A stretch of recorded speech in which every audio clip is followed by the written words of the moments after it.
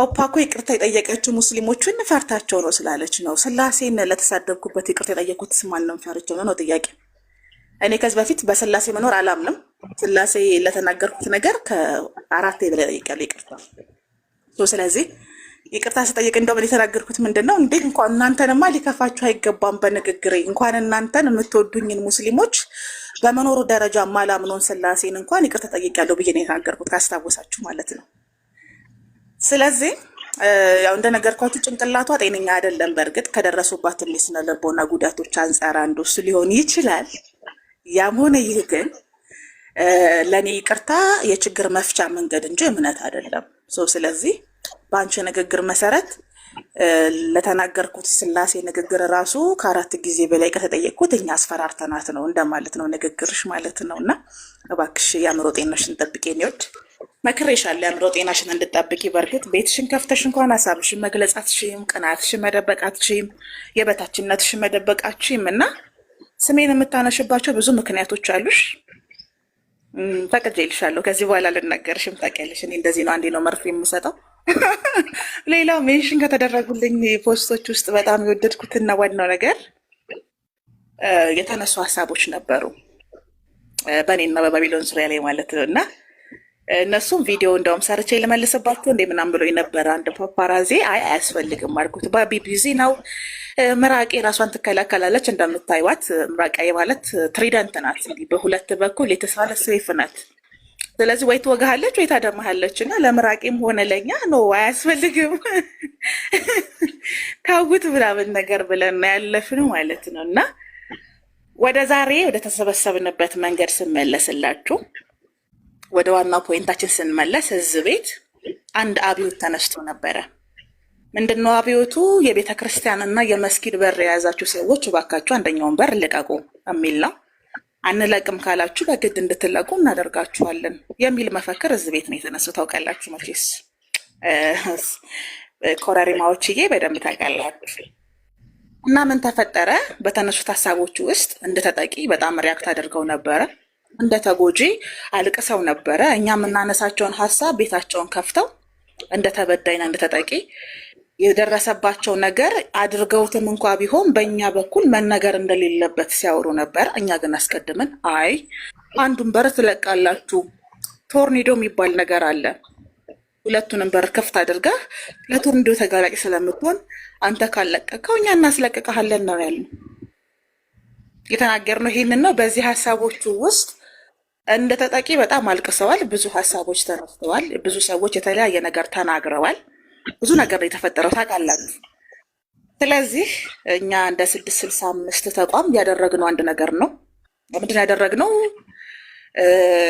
መድረኩን እንልቀቅላቸውና መድረኩን ፍጥነት ስለሚገል በራሳቸው ሀሳብ ይሙቱ አለን እና የኔ ገድለ መባል ሲሆን ደግሞ ተስማማ። መድረኩን ለቀቅንላቸው። መድረኩን ስንለቅላቸው ሌሊትም ቀንም ሌሊትም ቀንም ሌሊትም ቀንም ሌሊትም ቀንም ነው የሚያወሩት። ስለዚህ መጨረሻ ላይ በራሳቸው ሀሳብ እንዲወድቁ ነበር የፈለግነው። ቤዛ ቤት በራሳቸው ሀሳብ ወደቁ። ከቃሉ ጋር ናችሁ። ቤዛ ቤት በራሳቸው ሀሳብ ሲወድቁ ከሀሳባቸው ውስጥ የሚደበቁበት ቦታ ስለሌላቸው ጭንብላቸውን መግለጥ ነበረባቸው፣ ራሳቸውን ማጋመጥ ነበረባቸው። ከቃሉ ጋር ናችሁ። ስለዚህ ሁሌም እንዘራለን፣ ይበቅላል። እኛ የማንጨርሰውን ነገር አንጀምርም፣ የማናውቀውን ነገር አንናገርም። ለምንናገረው ነገር ኃላፊነት ወስደን ለምንናገረው ሞር ኦፍ እኔ ኦፓል ቪያ ዶሎሮሳ ስናገር ኃላፊነት ወስጄ ነው። ለዚህ ነው ማምረቻው መዘጋት አለበት፣ ድንጋዩ መንከባለል አለበት የሚለው ባርኮድ በስህተት የተባለ አይደለም። አደገኛ ቋንቋ ነው። ቋንቋውን ግን የእሱ ሀሳብ ሳይሆን የእናንተ እቅድ እንደሆነ አድርጎ አውርቷል። ያንን ያወራው ደግሞ በዙሪያችሁ ያሉ ኮምፓራቲቭ ላይ የሚሰሩ ሰዎችን በዚህ መንገድ ነው የሚያጠቁት ብሎ ሊናገር ፈልጎ ነው ብለን ስንናገር ነበር የተለቀሱ። አይደለም እንዴ? ከባድ ለቅሶ የነበረው በዛ ወቅት ነው።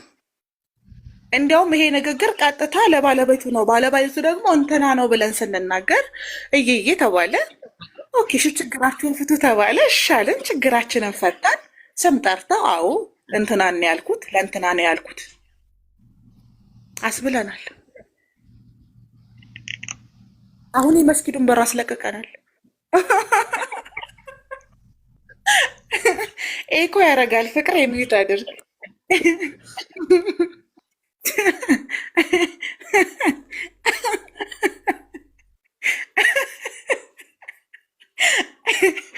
አስፈላጊ ከሆነ እጅ ይቆረጣል እኮ ነው ያለው። በሩን የያዘውን እጅ እንቆርጣለን። እንደዚህ ነው የተናገርነው። ትለቃለህ ወይ ትቆረጣለህ አይነት ስታይል ነው የተጫወትነው። እንደዚህ ነው የምናደርገው። ስለዚህ በእነዚህ ንግግሮች ውስጥ በጣም ኮንፊውዝ የሆኑ የተጨናነቁ ሰዎች ለእኛ ምን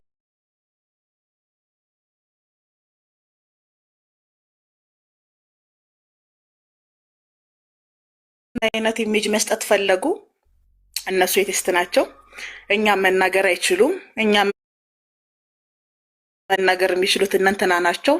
እነንትና ካልተናገሩን ግን እነሱ የመናገር መብት የላቸውም ሲባል ኦኬ ብለን እሺ ዝም አለን። ዝም ስንል የተፈጠረው ምንድን ነው? ራሳቸው መናዘዝ ጀመሩ። ተጠቂዎቻችንን ወይም ደግሞ ታዳኞቻችንን ሰፊ መድረክን የሰጠናቸው 24 ሰዓት የሚያወሩት እነሱ ናቸው፣ እኛ የለንም። እያንዳንዱ ወሬያቸው ግን እያንዳንዱ ሀሳባቸው ግን የራሳቸው ጉድጓድ ውስጥ እንዲገቡና ማንነታቸው እንዲጋለጥ ነው ያደረገው ማለት ነው። ስለዚህ እዚህ ቤት ነው የተጀመረው። እዚህ ቤት ነው ተጠቂ፣ እዚህ ቤት ነው ተበዳይ፣ እዚህ ቤት ነው ተጎጂ መስለኝ ነበረው። ግን ጥያቄ ለእናንተ 514 ሰዎች እኛ ልክ አልነበርንም። ቪዲዮዎች ከተናገርኳቸው አንዱም የቀረው የለም። ባቢ ሀሳብ ከሰጣቸው ውስጥም አንድም ስህተት አልነበረም።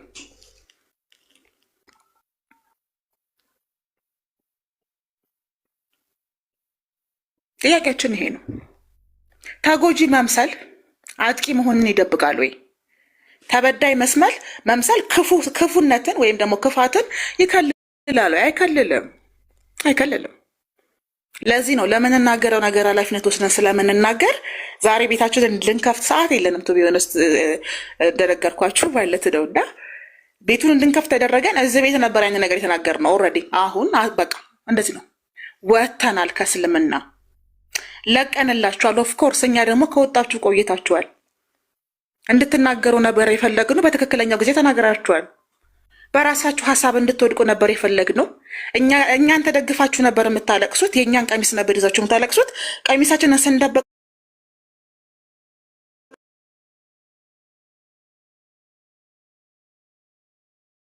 በላሽ ነበር የዛን ቀን ሜኒ ልዕልት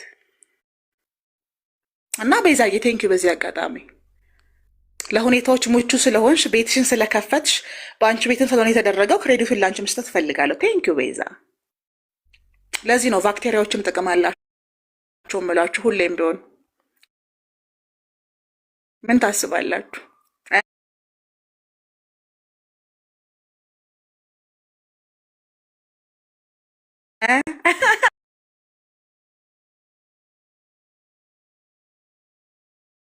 ህግን መሻርና ህግን ማጽደቅ ከሚችሉ ጎኖች ሁሌም ሲስተም ውስጥ እንገባለን።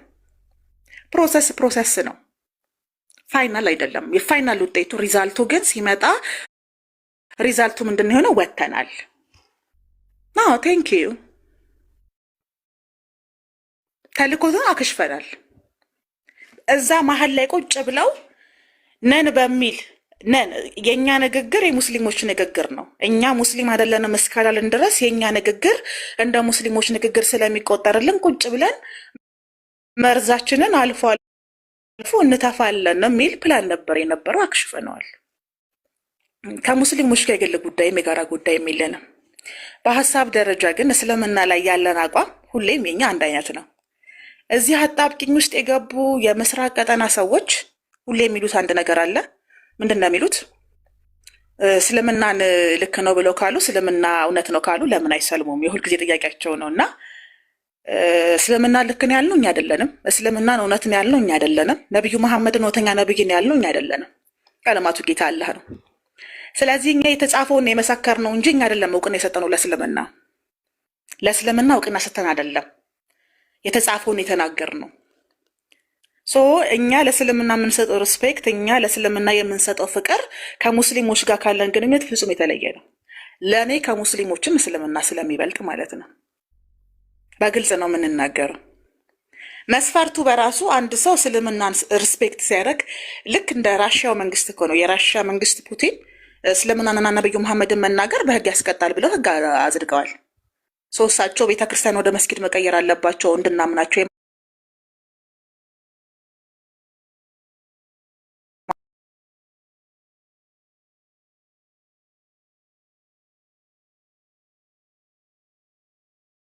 እስልምና ለእኔ ከሙስሊሞችም ይበልጣል። ከሙስሊሞች ጋር ያለኝ ኮሚኒኬት ለእስልምና ካለኝ አቋም ጋር በፍጹም የሚገናኝ አይደለም።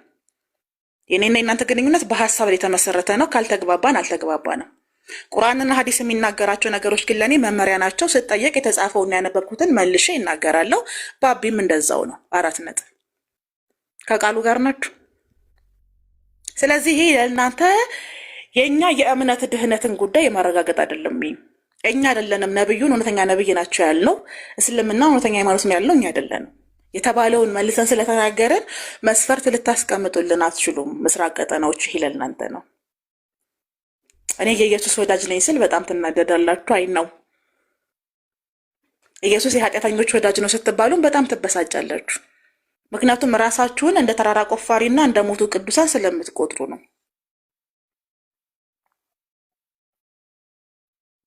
በተመሳሳይ መልኩ ከፕሮቴስታንቶች ጋር በነበረንም ጥሩ ግንኙነት ምን ይላሉ? ኢየሱስን የሚወዱ ከሆነ ክርስቲያን መሆን አለባቸው እኮ፣ ጌታን ይቀበሉ። ይህንንም ልመልስላችሁ ሰው እንግዲህ እኛ ኢየሱስን የምንወደው ኢየሱስ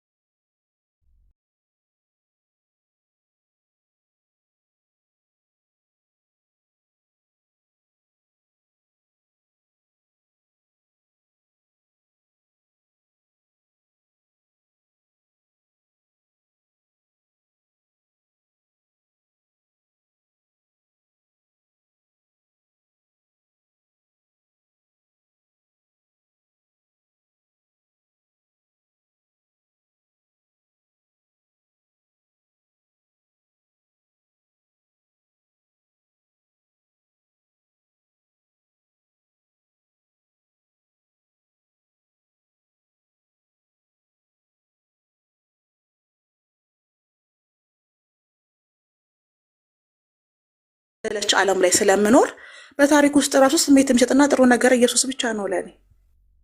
ስለዚህ ለምንድን ነው ኦፓል ክርስቲያን መጥቶኝ? ምክንያቱም የሞተበት ምክንያት ከኔ ጋር ስለሚገናኝ ነው። በእናንተ አስተምሮ የሞተው እኮ ለአንቺ ኃጢአት ነው ካልከኝ አልቀበልም። ጥፋተኝነት ነው የሚሰማኝ። ስለዚህ ሞትሽን ነው የሞተው እንዳትለኝ፣ በራሴ ጊዜ ራሴ እሞታለሁ በኃላፊነት። ከፈለኩ ራሴን አጠፋለሁ፣ ከፈለኩ ሞት ይገለኛል። ስለዚህ ከኢየሱስ ጋር ያለኝ ኮሚኒኬት በእናንተ አሰራርም አልወስደው ኢየሱስ የሞተበት ምክንያት እናንተ ናችሁ ስለምትሉን ነው አይደለም። ኢየሱስ እኔ ምራቄ እንድትሞት አልፈልግም ለኔ ብላ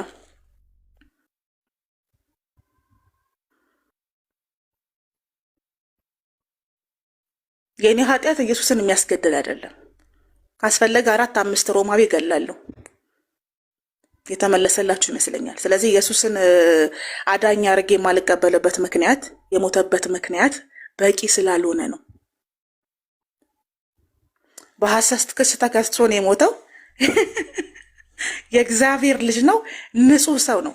ከዛ በሐሰት ክስ ከሰው የተሰቀለን አምላክ በአንቺ ኃጢአት ነው የሞተው ካልከኝ አይ አልቀበልም። ብዙ ጊዜ ዲኤም ስለምታደርጉ ልመልስላችሁ ብዬ ነው። ቢሆንም ግን እንደ ኢየሱስ አይነት መልካምና ደግ የለም። ስለዚህ ለዛ ነው ኢየሱስ ወዳጅ ሆንኩት።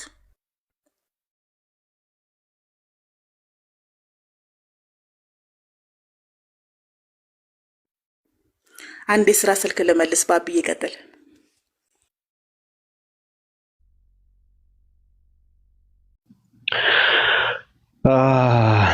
እሺ እኔም እየተጻጻፍኩ ነበር እዚህ ጋር የሆነ ሰው ጋር ቅዱሳን እንዴት ናችሁ?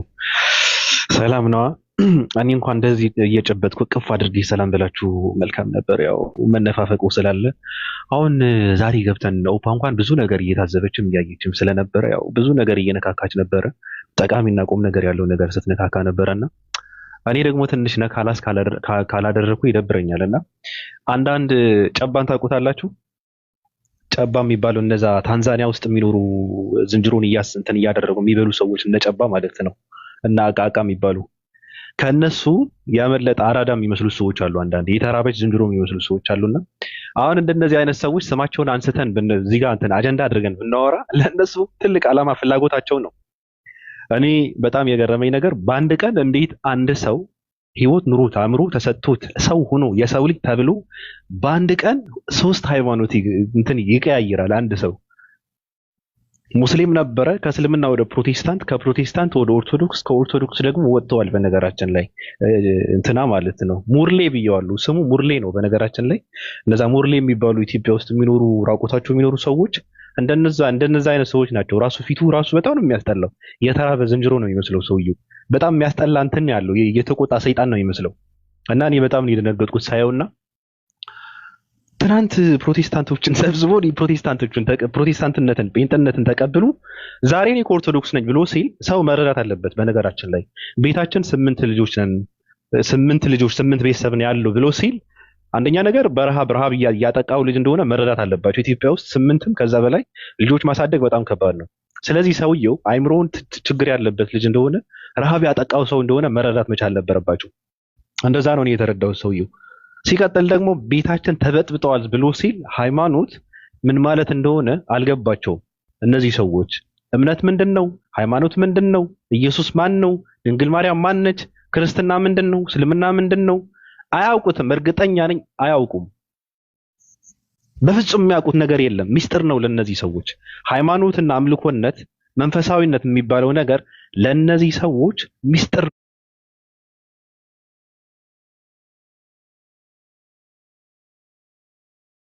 ነው። የተነሳ መወራት ለነሱ ትልቅ ነገር ነው።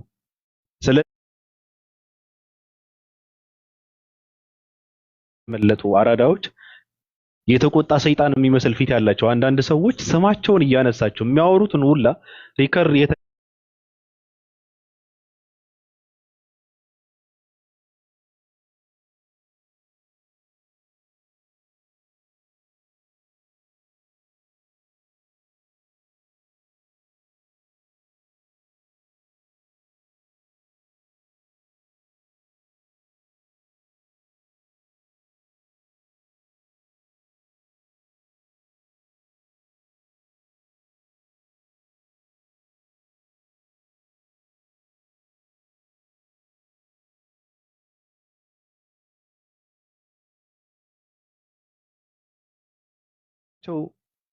እንትን በቃ እንትን ነው ይሄ በቃ ምንድን ነው እየደወለ የሆነ ነገር እንደዛ አይነት ነገር ነው። ስለዚህ እኔ ኦርቶዶክስ በጣም ነው ያሳዘነችኝ። ኦርቶዶክስ በዚህ ሰዓት ቂጥ ነች። ከቂጥ ጥሩ መዓዛ የለም ይላል አንድ ደራሲ ኢትዮጵያ ውስጥ። ቂጥ ጥሩ መዓዛ የለውም ይላል እና ምንድን ነው ማተላለፊያ ይሄ ቂጥ ነው የሆነችው ኦርቶዶክስ። የገሙ ሰዎችን የሚወጡባት እንትን የሆነችው ፕሮቴስታንቶችም እኔ ለሃይማኖታችሁ ክብር ካላችሁ ማንንም የገማ ማንንም የወደቀ የጨቀየ ማንንም ለራሱም ለቤተሰቡም ለሃይማኖቱም የማይታመን ክብር የሌለው የገማ ትውልድ ባትቀበሉ መልካም ነው። ትርጉም የለውም እኮ የበሰበሰ ትውልድ እየሰበሰብክ የምታፈራው ምንም ትርጉም የለውም እኮ። እንደነዚህ አይነት የገሙ ሰዎችን እየሰበሰባችሁ ቲክታክ ላይ ፖለቲካ መስራት ምንም ፋይዳ የለውም፣ ትርጉም የለውም። ጠንካራ ፕሮቴስታንት እንዲፈጠር የምትፈልጉ ከሆነ ጠንካራ እውቀት ያለው አቋም ያለው ትውልድ ነው መሰብሰብ ያለበት። ፖለቲካን እንኳን መስራት ብትፈልጉ ቁም ነገር ባለው ሰው የሆነ የሚረባ ነገር ከውስጥ የሚወጣ ሰው እንትን ማድረግ መቀበል መቻል አለባችሁ። እስኪ በቃ አንፈልግም የሚባለውን ነገር ሃይማኖተኞች ነን የምትሉ ሰዎች፣ ሰባኪ ነን የምትሉ ሰዎች አልቀበልም የሚባለውን ነገር እስኪ ትንሽ እንትን ማለት መጀመር አለባችሁ እንዴ። ከአንደኛው ክፍለ ዘመን እኮ ነው። ዝም ብለህ አይ እመጣለሁ እገባለሁ ካለ ችግር የለውም እኛ ኃላፊነታችን መቀበል ነው ምናምን እያልክ ሃይማኖትህ ውስጥ ችግር እየፈጠርክ ነው። የፖለቲካ ዘመን ፖለቲካ የሚሰሩ ሰዎች ተልዕኮ ያላቸውን ሰዎች እየተቀበልክ እገባለሁ ካለ መግባት አለበት ብለህ በረን ከፍተህ የምታስገባቸው ከሆነ ፖለቲካ ነው እየተሰራብህ ያለው። ስለዚህ ፖለቲካ እንዳይሰራ አንደኛ ነገር ፖለቲካ ለሚሰሩ ሰዎች ቀድመው ነቅተው እንትን የሚያደርጉ ሰዎች ክብር መሰጠት አለባቸው። እውነት ለመናገር በጣም ብዙ ነቅ የሆኑ ሰዎች አሉ እንደናንተና ማለት ነው። አንደኛ ነገር ለነሱ ቦታም ክብርም መሰጠት አለባቸው በእውነት። ሲቀጥል ደግሞ ማንንም ሰውም ራሱ መንቃት መቻል አለበት። ትክክል አይደለም። ፖለቲካ የሚሰራ ሰው እኔ የውስጡን አምላክ ነው የሚያውቀው የሚባለው ነገር እኔ አላምንበትም። እንደነዚህ አይነት ዘገምተኛ ሰዎች የእንስሳ ሰው ሆነ የእንስሳ አመለካከት ያላቸውን ሰዎች ፍላጎት ቀድመ የማትረዳ ከሆነ በጣም ከባድ ነው። መመርመር አለብህ፣ ማንበብ መጻፍ አለብህ ማለት ነው። ስለዚህ አንዳንድና ሙርሌ ሰዎችን ሲመጡ ፍላጎታቸው ምንድነው ብለህ መርምረህ እንመጣለን ካሉ እንኳን እንዳይመጡ ማድረግ ባለህበት ቆይ ትንሽ ማንበብ ማጥናት አለብህ ማለት መቻል አለባችሁ ብዬ ነው እማምነው። ሴቶቹ ችግር የለውም እዚህም እዛም ቢሉ ችግር ነው። ዘመኑ በነገራችን ላይ ወደ ስንት ቢሊዮን ናቸው ሴቶች በዚህ ዘመን? በጣም ከባድ ነው። አንመጣጠንም፣ ወንድና ሴት በጣም አይመጣጠንምና የተጠሙ ሴቶች ናቸው። ስለዚህ እውነት ለመናገር እነሱ ማንንም ሰው ባገኙበት ማንንም ወንድ ባቆሙበት ስፍራ ላይ ቢገኙ እነዚህ ሴቶች ምንም እንዳትናገሯቸው። እኔ አልናገራቸውም። እኔ ባለፈውም ስናገራቸው የማውቀው ነገር ስላለ የሰማሁት ነገር ስለነበረ ተናግሬያለሁ። ስማቸው እንትን እያደረኩ ማለት ነው። እንደውም የዛኔ ይቅርታ መጠየቅ ነበረብኝ። አሁን እንኳን ምን ብዬ ልጠይቅ? የዛኔ ይቅርታ መጠየቅ ነበረብኝ። እያወቅኩ ነው ያወራሁት። ስለዚህ እንዳትናገሯቸው፣ ሴቶች አትናገሯቸው። ችግር የለውም እዚህም እዛም ቢመላለሱ ችግር የለውም እነንትና ማለት ነው። ሌሎች ደግሞ በዚህ አጋጣሚ በጣም ጽድት ያሉ ሰዎች አሉ። አንድ ሰው ሶስት ሃይማኖት ውስጥ ከገባ በቃ ሰው አይደለም። አንድ ሰው ሶስት ሃይማኖት ከካደ ሰው አይደለም፣ አይምሮን አይጠቀምበትም። ይሄ ሰው ሃይማኖት ሳይሆን መድኃኒት ነው የሚያስፈልገው፣ መታከም ነው ያለበት ብዬ ነው እማምነው። እንደነዚህ አይነት ሰዎች እንትን አድርጓቸው፣ ተረዷቸው፣ አሳክሟቸው፣ አሳርፏቸው።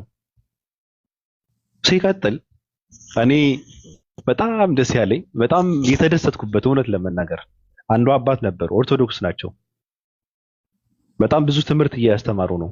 ስማቸውን አላውቀውም። ይሄ ጺማም ሰው የሽማግሌ ናቸው። በጣም ወደ 70 ምናምን ይደርሳሉ። በጣም ትልቅ ሰው ናቸው። አስተምሯቸው በጣም የሚማርክ አስተምሮ ነው።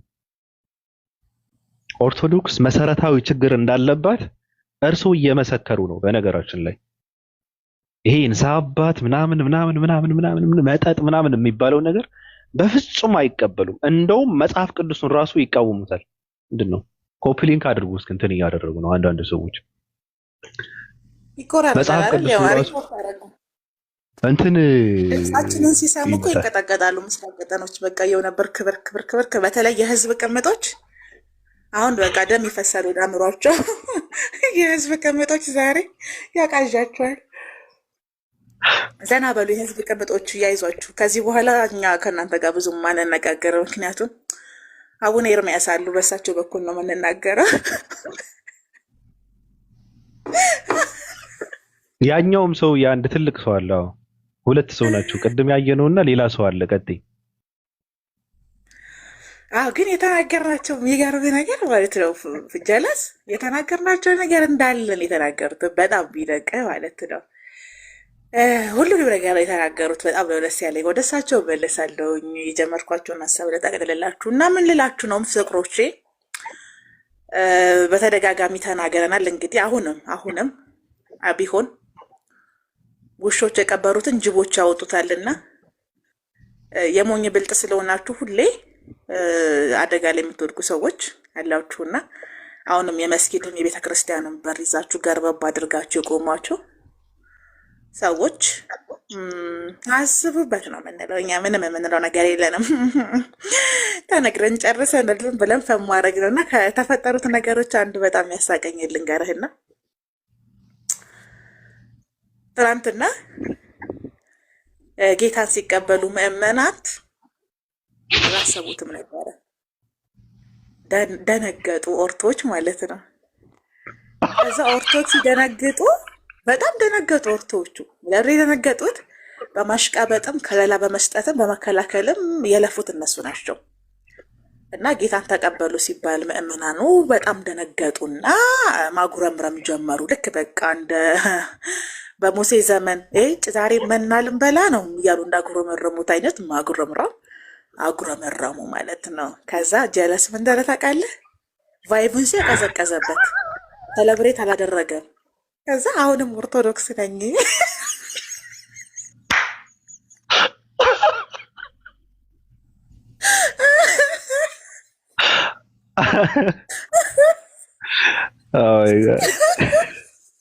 መጫወቻ የሆኑት ልጆች ኦርቶዶክስ አሁንም አልገባቸውም። እነሱ እንደዛ ብሎ ሲላቸው ለምን እንደሆነ አልገባቸውም። ቀጥይ ከባድ ነው። በዛ ማለት ነው። በዚህ በጣም የሰለጠነ እንደዚህ አይነት ሞደርን ዘመን የለም አሁን ላይ። ኦርቶች ከረሚል ቻኮሌት ተሳጊተ ከረሚላ በሰጣቸው አይለዩም። በጣም በጩኸትና በባዶነት ውስጥ የተሞሉ ስለሆኑ ማስተዋል የሚባል ነገር የላቸውም። እና ኢቭን ያንን የተነገረበት ራሱ ኢንቴንሽን አልገባቸውም። በቃ እኔ ሞትኩ። ደነገጠ ሲያይ ቫይቡ እንደጠበቀው አይደለም። ምክንያቱም እውነተኛዎቹ ኦርቶዶክሶች ወንጌል አማኞችን ጠል ናቸው፣ አይወዷቸውም። ቤተክርስቲያናቸውም ጭምር ሆነ ነው የምናገረው። መንፈቅና አብዝታ ስትጠላ መናፍቅ ብላ የምትጠራቸው ካቶሊኮችን፣ ኮፕቲኮችን ወይም ደግሞ ሙስሊሞችን አይደለም ፕሮቴስታንቶችን ነው፣ ወንጌል አማኞችን ነው። ስለዚህ ለኦርቶዶክስ ሁሌም የጀርባ አጥንት እንዲሁም ደግሞ በተመሳሳይ ምርት ልጆቿን የምትበላብኝ ብላ የምታስበው ወንጌል አማኞችን ስለሆነ አይዋደዱም። ሲጀመር ጴንጤ ከመሆን ብሞት ይሻለኛል ነው የሚሉት ከኦርቶዶክስ ክርስቲያኖች ጠይቃቸው። ይህን ያህል ነው የምልህ። ገብቶሃል አይደለ? እኔ ወንጌል አማኝ ከመሆን ፕሮቴስታንት ብሆን ብሞት ይሻለኛል ብለው የሚናገሩ ሰዎች ናቸው። ገባህ አይደለ? ያ ማለት እንግዲህ አስበው 666ቱ መጽሐፍ የአጋንንት አስተምሮ ነው። ኢቭን እንትና ልደተ ቃል ካረቀ ምናምን በፊት ማስተዋል የመሰከረችለት ኢየሱስ ሐሰተኛ ኢየሱስ ነው ብሎ ሲናገር እኔ እንዴት ልቡ ደም እንደረጨለት አላውቅም። ገባክ? እና ማስተዋል ማለትም በቃ የዛ ቦታ ላይ የተናገረችው ነገር ብዙ ሰው እየሰሙ ስለነበረ ብዙ እየታየ ስለነበረ